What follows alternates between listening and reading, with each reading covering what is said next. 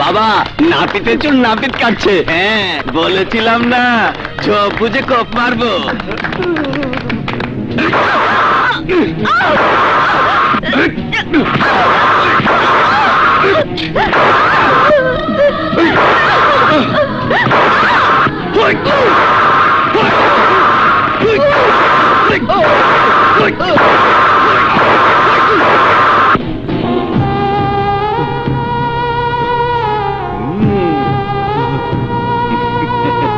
থামুন, এবারে পঞ্চায়েতের দ্বিতীয় আদেশ তামিল করা হোক।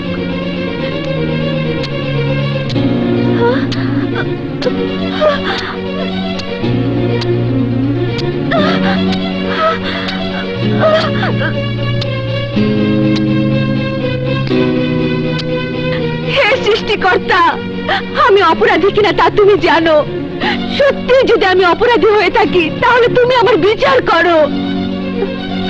তোমাকে কেউ ডাকে ভগবান, কেউ ডাকে ঈশ্বর, আবার কেউ ডাকে আল্লাহ। তাই যদি সত্যি হয় তাহলে সত্যি নারীকে তুমি রক্ষা করো, রক্ষা করো।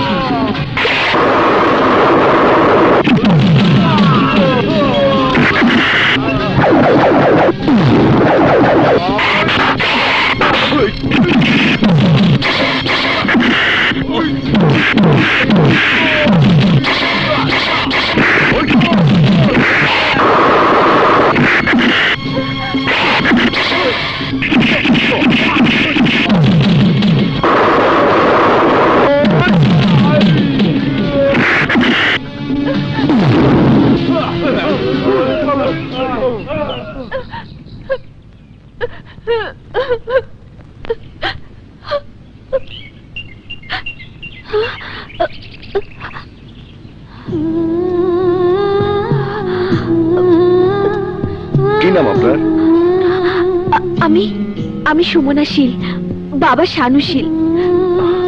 তুমি শানু আঙ্কেলের মেয়ে সুমনা? জি ছোট সাহেব। আরে তুমি আমাকে আপনি আপনি করছো কেন? আমাকে চিনতে পারোনি? চিনতে পেরেছি, তবে আমি ছোট জাতের মেয়ে এবং আপনার বাবার বিচারে আমি একজন অপরাধী। আপনি কি জানেন কোন অপরাধে আমার এই বিচার? হ্যাঁ, রাস্তায় আসার পথে শুনেছি, কিন্তু তোমার এই অবস্থা তা বুঝিনি। আপনার বাবার বিচার অমান্য করার অপরাধের শাস্তি কি হতে পারে তা আপনি জানেন? আরে তুমি আপনি আপনি করছো কেন? বাবার একমাত্র পুত্র সন্তান আমি, আমাকে খুব ভালোবাসে। তোমাকে নিয়ে গিয়ে বাবাকে সব খুলে বললে সব ঠিক হয়ে যাবে। তোমার সাথে অনেক বছর পর দেখা, সেই ছোটবেলার মতো একটু হাসো। কি হলো? আরে হাসো না। এই রূপের মাইয়া, তুমি যদি না হাসো তাহলে আমার সাথে এটাই তোমার শেষ দেখা।